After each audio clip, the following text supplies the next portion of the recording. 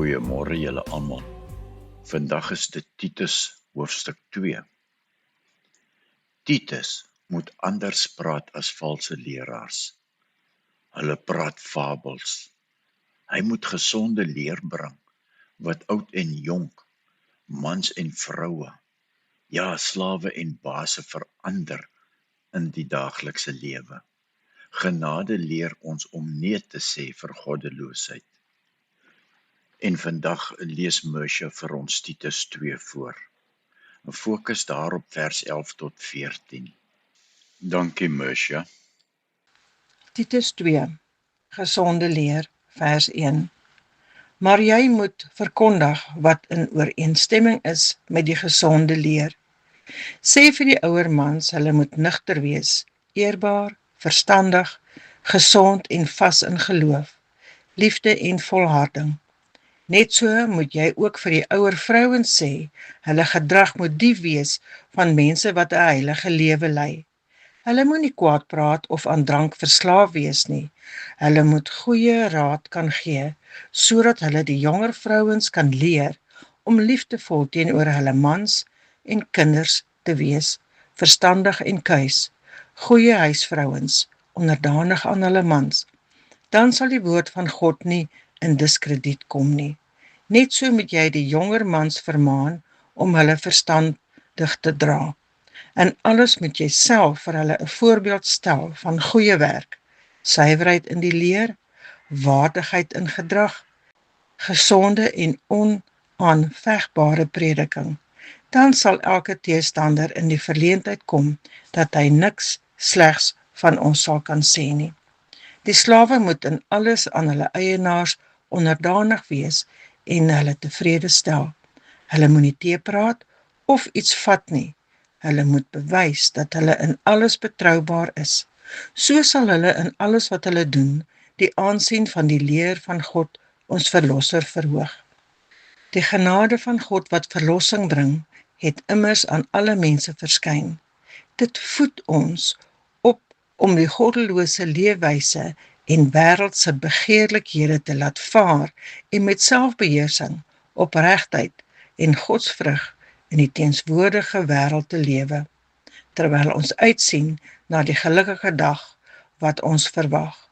Op daardie dag sal die heerlikheid van ons groote God en Verlosser, Jesus Christus, verskyn. Hy het homself vir ons as offer gegee om ons van alle ongeregtigheid vry te maak en ons van sonde te reinig, sodat ons sy eie volk kan wees wat ywerig is om die goeie te doen. Dit is die dinge waaroor jy moet praat. Gebruik jou volle gesag om aan te moedig en tereg te wys. Gee aan niemand aanleiding om op jou neer te sien nie. Tot sover vandag. Die evangelie moet in die kombuis en op die werf geleer word. Ja, nou is die ouderlinge in dorpe deur Titus aangestel.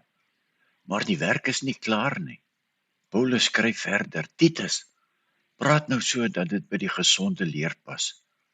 Moenie net in die kerk preek nie, gaan na die huise toe. En so stap Titus die strate van Kreta binne. Titus gaan sit eers by die ouer manne onder die olyfboom. Hulle is moeg vir die lewe. Party drink te veel wyn en Titus sê sag, oupa, julle moet nugter wees en julle moet waardig wees. Die jonger manne kyk na julle. Wees gesond in julle geloof. Wees gesond in julle liefde en julle geduld. Dan roep Titus die ouer vroue bymekaar in die kombuis. Hulle is liefverskinder. En Titus sê, mamas, moenie skinder nie. Moenie te veel wyn drink nie. Julle moet die jonger vroue leer hoe om hulle mans lief te hê, hoe om hulle kinders vas te hou, hoe om hard te werk by die huis en goed te wees. En daar sit die jonger vroue met babas op die heup, oorweldig. Hulle is moeg. Hulle luister na die ouer vroue wat sê, my kind, ek was ook daar. Kom ek wys jou. Dan stap Titus af na die hawe toe, daar waar die jonger manne werk.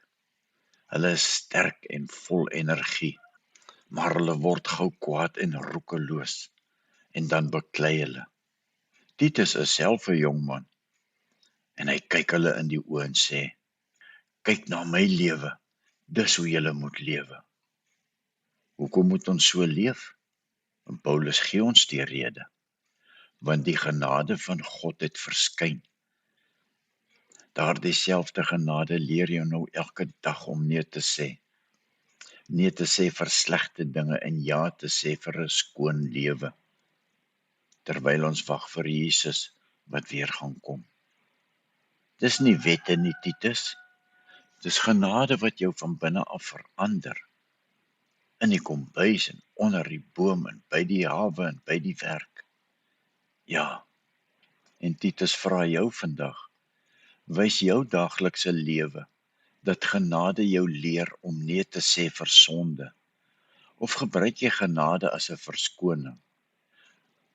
Is jy 'n voorbeeld in goeie werke wat die leer versier, of maak jou lewe die evangelie lelik?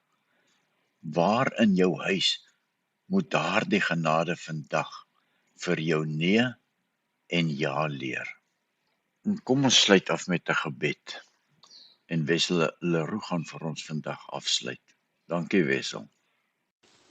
Gebed vir Titus 2. Here Jesus, dankie dat u genade ons nie net gered het nie, maar ons elke dag leer. Leer ons ouer manne om nugter en geduldig te wees. Leer ons ouer vroue om nie te skinder nie, maar om die jongeres te leer met liefde. Leer ons jong vroue en jong mans om selfbeheers te wees in 'n wêreld wat mal is. Here, laat my lewe self 'n preek wees, dat my kinders en bure kan sien hoe lyk 'n Christen in die kombuis, onder die olyfboom en by die hawe. Ons wag op u wederkoms. Hou ons regop. Tot dan, asseblief Vader. In Jesus se naam. Amen. Josef het gestaan waar die wonde nog brand, die seer van verwerping, die pyn van die land, verkoop deur sy broers alleen in die nag, maar God het hom gedra deur elke donker dag. Die jare het gekom en die jare het gegaan, en God het sy beloftes steeds getrou laat staan. Waar mense wou breek, wat die Here gebou het, het hy uit die trane nuwe lewe ontvou. Wat ek nie kon verstaan nie, het u reeds geweet. Wat ek as verlies gesien het, het u as soes gesaai. Daar is mooi in die krake, waar die lig van Jesus skyn. Daar is hoop in die stukkende dele, waar sy hande my verfyn. Waar die vyand wou gebruik vir kwaad, het die Vader omgedraai. Daar is mooi in die krake, want God laat alles saamwerk vir sy plan.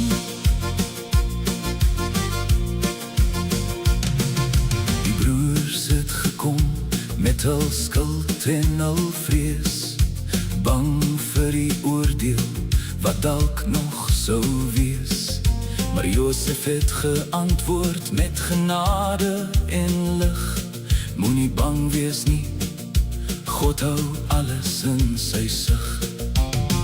Julle het kwaad bedoel, teen my bestaan, maar God het dit gebruik om lewe voor te dra. So wys hy vandag nog in elke stormwind, dat sy liefde die laaste woord altyd vind. Wat ek nie kon verstaan nie, het u reeds geweet. Wat ek as verlies gesien het, het u as soes gesaai. Daar is mooi in die krake, waar die lig van Jesus skyn.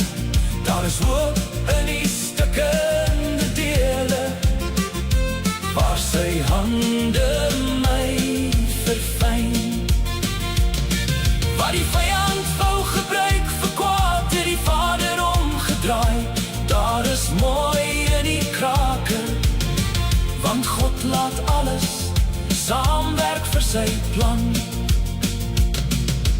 Elke litteken vertel van genade, elke traan word 'n lied. Elke donker nag bring 'n môre, want u laat nooit u kinders in die steek nie. U maak riviere in die woestyn, u laat droë bene leef. U maak skoonheid uit die as, meer as wat ek ooit kon weet. Daar is mooi in die krake, waar die lig van Jesus skyn. Daar is hoop in die stukkende dele, waar sy hande my verfyn. Wat mense wou breek, het u herstel. Wat verlore was, het u gevind. Daar is mooi in die krake, want die koning van genade woon daarin. In die krake van my lewe sien ek nou heerlikheid, wat bedoel was vir vernietiging, word 'n getuienis vir ewigheid.